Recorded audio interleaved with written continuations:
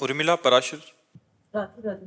राधे राधे महाराज जी। महाराज जी, आपसे मिलकर जीवन बहुत परिवर्तित हुआ और मैं आपके वचनों के अनुसार चलने का भी प्रयास कर रही हूँ। महाराज जी, हिंदू धर्म ग्रंथों और मान्यताओं के अनुसार पाप मुक्ति के अनेक साधन बताए गए हैं, जैसे गंगा स्नान, पाप मोचनी एकादशी। समझना, यहां समझना, पाप मुक्ति के उपाय बता गए, लेकिन पाप की प्रवृत्ति के नष्ट होने का उपाय क्या है? ऊपर से हमारे अस्त्रों द्वारा सब काट दिया गया, लेकिन उसकी जड़ बची हुई है, तो और नए किनके आ गए। पाप गंगा पापम, गंगा पाप का नाश करती, इसमें संशय नहीं। लेकिन पाप की प्रवृत्ति, गंगा नहा के आए फिर 100 पाप कर लिए, फिर गंगा नहा के आए फिर 100 पाप कर लिए, तो हाथी स्नान हुआ, हाथी स्नान किया, सूंड से धूल डाल लिया, तो स्नान का मतलब क्या हुआ? तो पाप वास्तविक तो नष्ट नहीं हुए। पाप नष्ट तब माना जाएगा जब पाप की प्रवृत्ति का नाश हो जाए, पाप की जड़ का नाश हो जाए, वो है प्रवृत्ति। बोले बड़ा पाप प्रवृत्ति वाला आदमी है, बहुत पापी आदमी है। तो पाप की प्रवृत्ति सबके अंदर रहती है, क्योंकि सुमति कुमति सबके उरनाई, नाथ पुराण निगम अस कहीं। तो जहां सुमति है वहां शुभ है, और जहां कुमति है वहां अशुभ है, पाप है। तो कुमति सुमति सबके उरनाई, कभी कुमति जोर कर गई तो पाप बन गया, कभी सुमति जोर कर गई तो पुण्य बन गया। तो तीर्थों के जो उपाय हैं वो पाप नष्ट करने के लिए हैं, लेकिन अध्यात्म जो है वो पाप प्रवृत्ति को नष्ट करता है। गंगा को भी निष्पाप करने की सामर्थ्य एक महात्मा रखता है। तीर्थी कुर्वन्ति तीर्थानि, तीर्थों में चरण रख दे तो तीर्थत्व आ जाए, गंगा को स्पर्श कर दे तो गंगा निष्पाप हो जाए। क्यों? क्योंकि उसने पाप की प्रवृत्ति का नाश कर दिया। अध्यात्म पाप प्रवृत्ति के नाश के लिए। आप क्या कहना चाहते हैं? महाराज जी कह रहे हैं कि मतलब क्या पाप मुक्ति इतनी सहज और सरल है? हाँ है, क्यों नहीं है। रुई का ढेर पहाड़ लगा हो, एक दिया सलाई काफी है, छोटी सी चिंगारी काफी है। आप कहोगे पहाड़ है और चिंगारी, तो लगा के देखो, एक चिंगारी डाल दो, रुई का पहाड़ भस्म हो जाएगा। पाप रुई जैसा है।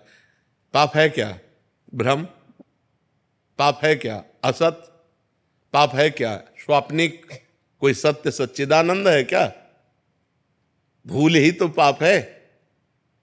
एक सेकंड में अनंत पापों का नाश हो जाएगा। राम कहो, कृष्ण कहो, हरि कहो, राधा कहो, अंतिम श्वास आ जाए यही राधा राधा कहते हुए, अनंत जन्मों के पाप नष्ट होकर भगवत प्राप्ति हो जाएगी। अजामिल ने पुत्र के बहाने से नारायण पुकारा तो भगवत पार्षद आ गए और उसको परम पद की प्राप्ति हुई।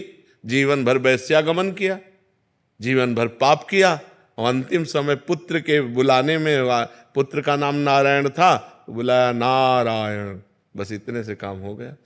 तो जड़ से पाप की प्रवृत्ति का नाश करने के लिए हमें नाम जप करना चाहिए, हमें शास्त्रों का सार समझना चाहिए। भगवद स्मृति, भगवद स्मृति का तार, राम राम राम, राधा राधा राधा राधा, कृष्ण कृष्ण कृष्ण। जो नाम प्रिय हो निरंतर उसको चलाओ, निष्पाप होकर इस लोक में परलोक में सब आनंद ही आनंद रहेगा। नाम जपत मंगल दिशि दशहु, दसों दिशाएं मंगलमयी होंगी। इस कलिकाल में और कोई साधन नहीं है, सच्ची मान लीजिए, एक ही साधन है, हरिर नामयु हरिर नामयु हरिर नामयु केवलम, कलौ नास्तेव नास्तेव नास्तेव गति अन्यथा। कलयुग में कोई और गति नहीं, और कोई गति नहीं, और कोई गति नहीं, केवल हरि का नाम है, भगवान का नाम है। जितना नाम जप करोगे उतना मंगल होगा, नाम जप नहीं करोगे तो मंगल नहीं होगा। अगर गंगा जी का सेवन करते हो और नाम जप नहीं करते हो तो पाप नहीं रोक सकते। तुम देख लो प्रवृत्ति कैसे नष्ट होगी। गंगा जी से पाप प्रवृत्ति नष्ट नहीं होती, पाप प्रवृत्ति नष्ट होती भगवान के सुमिरन से, जिनके चरणों से गंगा जी निकली। गंगा जी कौन है? भगवान का चरणामृत। गांगम वारि मनोहारि मुरारि चरणच्युतम त्रिपुरारि शिरश्चारि। जो गंगा जी हैं वो भगवान श्री हरि का चरणामृत है। वामन अवतार में जब भगवान ने अपना चरण बढ़ाया, ब्रह्मलोक गया, तो ब्रह्मलोक में ब्रह्मा जी ने जब चरण की अगवानी करके प्रक्षालन किया और अपने कमंडल में डाला तो वही भागीरथी गंगा जी हुई। भगीरथ लाए इसलिए भागीरथी कहा गया। तो हमें चाहिए भगवान का नाम स्मरण करते हुए तीर्थ अवगाहन करें, या खेती किसानी करें, या व्यापार करें, या नौकरी करें, वो सब समान है। अगर हम धर्म से किसानी करते हैं, धर्म से व्यापार करते हैं और नाम जप करते हैं तो बिना गंगा नहाए भी भगवत प्राप्ति हो जाएगी। और गंगा नहाते हैं और मनमानी आचरण करते हैं, पाप करते हैं, तो गंगा नहाते हुए भी आपको नरक जाना पड़ेगा। पक्की बात समझ लो। चाहे जितने तीर्थ हैं वो सब तीर्थपाद भगवान के हैं। बिना भगवान का स्मरण किए हुए जीव का परम कल्याण नहीं हो सकता।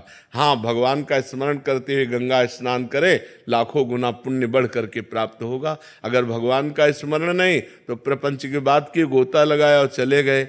चिंतन नहीं है, चिंतन का खास बात है, चिंतन की खास। देखो, ये बड़े बड़ों से गलती होती है। नलकूबर मणिग्रीव कुबेर के पुत्र हैं और देवगंगा अलकनंदा में मदिरा पान करके अप्सराओं के साथ नंगे खड़े थे। तभी देवर्षि नारद जी ने जब देखा तो बहुत गुस्सा आई और कहा, तुम कुबेर के पुत्र होकर इस तरह अभद्र व्यवहार करते हो, वृक्ष की तरह ऐसे खड़े, जाओ मैं तुम्हें शाप देता हूं, वृक्ष हो जाओ, वृक्ष योनि को प्राप्त हो। तो जब वो चरणों में गिरे तो उनका वृक्ष तो बनो पर नंदालय के बनो। तो वही यमलार्जुन के रूप में ब्रज में हमारे प्रकट हुए आकर के। तो जब भगवान श्री कृष्ण को ओखली बंधन लीला हुई तो वही ओखली घसीट कर दोनों वृक्षों के बीच में लगा के उखाड़ करके उनका उद्धार कर दिया। तो अगर भजन नहीं है तो कुबेर के पुत्र हैं, देवताओं में श्रेष्ठ कुबेर जी हैं, उनके पुत्र हैं, लेकिन कितना गलत काम कर रहे हैं। धनाध्यक्ष कुबेर के पुत्र होते हुए भी गंगा जी में नंगे खड़े होकर शराब पीकर अप्सराओं के साथ उद्दंडता, तभी तो देवर्षि नारद जी ने शाप दिया था। तो आप समझो कि अगर आप गंगा जी का सेवन करते हो तो आपके आचरण भी पवित्र होने चाहिए।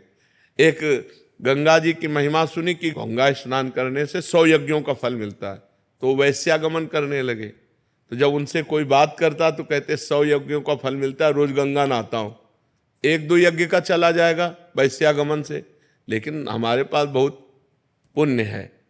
तो गंगा जी एक दिन उसको ज्ञान देने के लिए बालिका के रूप में एक सफेद कपड़ा लेकर बार बार गंगा जल में डुबोती और फिर ऐसे बालों में गंदा कर देती, फिर गंगा जल में डुबोती।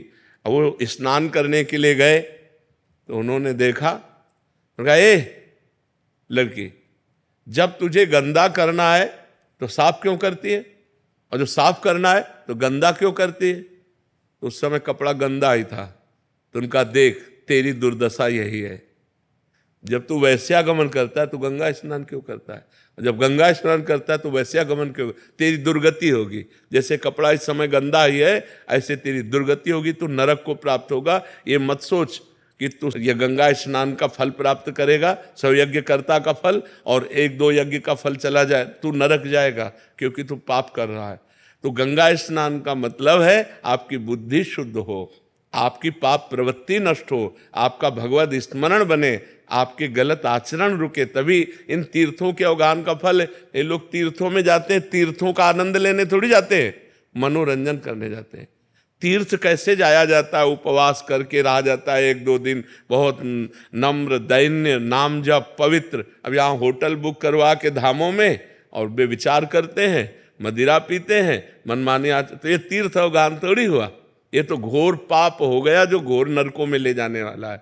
आजकल हरिद्वार, काशी, वृंदावन लोग भाव से तो 2-4 आते होंगे, नहीं तो मनोरंजन करने आते हैं और गंगा किनारे बैठ करके अपनी मनमानी आचरण करते हैं, खान पान व्यभिचार नाना प्रकार।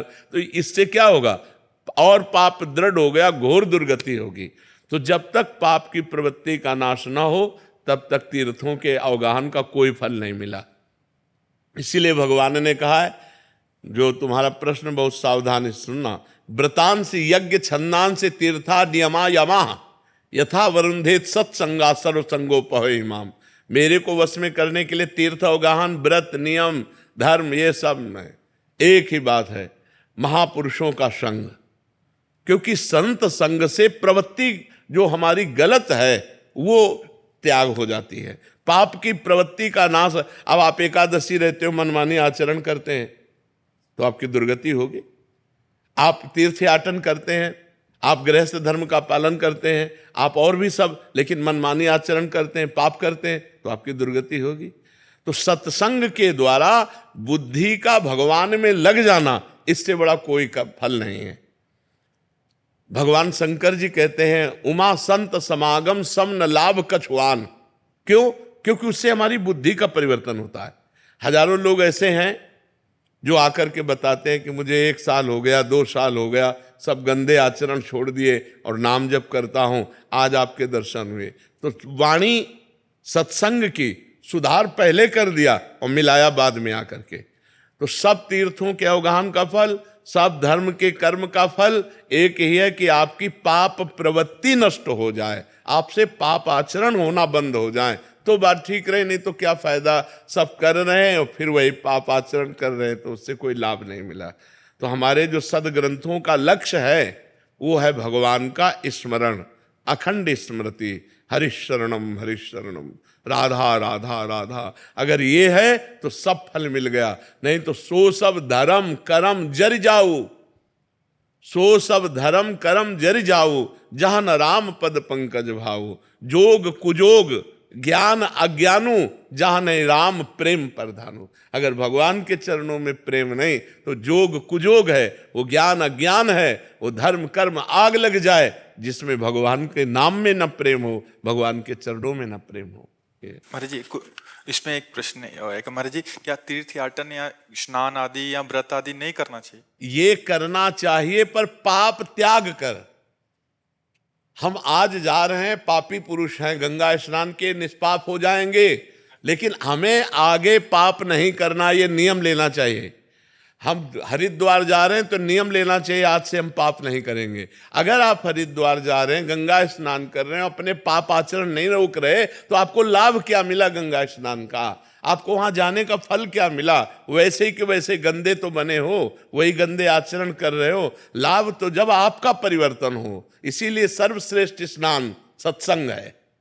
अगर सत्संग रूपी गंगा में गोते लगा लिए, ज्ञान गंगा में गोते लगा लिए, तो फिर आप निष्पाप हो गए, पाप की प्रवृत्ति का नाश हो जाता है। इसलिए तीर्थों का जाना मना नहीं है, लेकिन तीर्थों में मनमानी करना मना है। आप तीर्थों में आज जैसे जाते हो ऐसे नहीं, होटल बुक कर लिया, मनमानी आचरण करो, ऐसे नहीं तीर्थों में जाया जाता। नम्र दैन्य व्रत उपवास भजन साधना त्याग तपस्या दान पुण्य, ये सब करने के लिए तीर्थों में जाया जाता है और नियम लिया जाता है। तो बोले भाई देखो, अब हम बद्री नारायण हो आए, अब हमसे झूठ तो नहीं बोला जाएगा। पुराने लोग थे कि भाई हम केदारनाथ हुआ है, बद्रीनाथ हुआ है, अब हम झूठ नहीं बोल सकते क्योंकि हम बद्री नारायण के दर्शन कराए। लोग पहले नियम, देखो हम गंगा नहा के आ रहे हैं, हम झूठ नहीं बोल सकते, हम पाप नहीं कर सकते अब क्योंकि हमने गंगा स्नान कर लिया। ये है तीर्थों के फल का, अवगाहन का फल है हमारे आचरण सुधर जाए, हमारा चिंतन सुधर जाए। नहीं तो फायदा क्या हुआ, हमें बताओ, फायदा क्या हुआ? आप गंगा नहा के आए फिर वही पाप कर रहे हैं, तो फायदा क्या हुआ? गंगा स्नान का लाभ क्या मिला? गंगा स्नान का मतलब क्या हुआ? वो तो पानी में तुमने गोते लगाया, गंगा स्नान कहाँ किया? अगर गंगा स्नान किए होते तो तुम्हारी भावना बदल जाती कि मैं गंगा जी का सेवन करके आ रहा हूँ, आज के बाद कोई पाप नहीं करूँगा, आज के बाद कोई गंदी बात नहीं करूँगा। वही जीवन सबके बदल में। देखो यहाँ धाम आए हो भगवान के, जहाँ करोड़ों गंगा जी समानता नहीं कर सकती, क्योंकि जिनके चरणों से गंगा जी निकली वो स्वयं यहाँ प्रकट हुए, यहाँ खेले, यहाँ उनकी चरण रज, यहाँ उनका संपूर्ण जीवन भगवान का बाल लीला तो भगवान की ही संपूर्ण हुई ना। भगवान का वृंदावन धाम है, यहाँ आकर कितना लाभ लोग लेते हैं। बिहारी जी तो ऐसे कर गए, उनके चिंतन में चल रहा है ये खाए वो खाए वो खाए, धाम का आनंद ले रहे हैं क्या? कि यमुना किनारे बैठ करके 1 घंटा नाम कीर्तन किया, बिहारी जी के लिए रो रहे हैं, बिहारी जी का नाम जप कर रहे हैं। 1 दिन आकर उपवास किया, पूरे धाम की परिक्रमा की लोटे रज में, और खूब भगवान का नाम जप कर, ये सब लाभ है। ये कहाँ लाभ ले रहे हैं? और पहले यहाँ लोग आते थे तो कपड़े उतार करके ऊपर के और फिर लौटते थे रज में, क्योंकि हमारे शरीर में ब्रजरज लगे, हमारा जीवन पावन हो। यहाँ का क्या चरित्र है, ये भगवान का परम पावन धाम। तो कितने लाभ ले जाते हैं, नुकसान ज्यादा कर जाते हैं। अब मसाला खाए चल रहे हैं, परिक्रमा मार्ग में थूक दिया, अब कोई भजनानंदी महात्मा जा रहा है, भजन करते उसका पैर पड़ा, तुम्हारे सारे पुण्य नष्ट हो गए। आप चाट पकौड़ी खाए, दोना फेंक दिए, कोई भजनानंदी वैष्णव और उसका जूठा तुम्हारा दोना उसके पैर में लगा, तुम्हारे पुण्य नष्ट हो गए। अब ये कौन जानता है? तो धाम आए तो बहुत पवित्रता पर, तीर्थों में जाए बहुत सौभाग्य, लेकिन वहाँ कैसे रहना चाहिए, ये वहाँ हमसे पाप ना बन जाए, आगे हमसे कोई पाप ना हो जाए, ये सावधानियां रखनी चाहिए।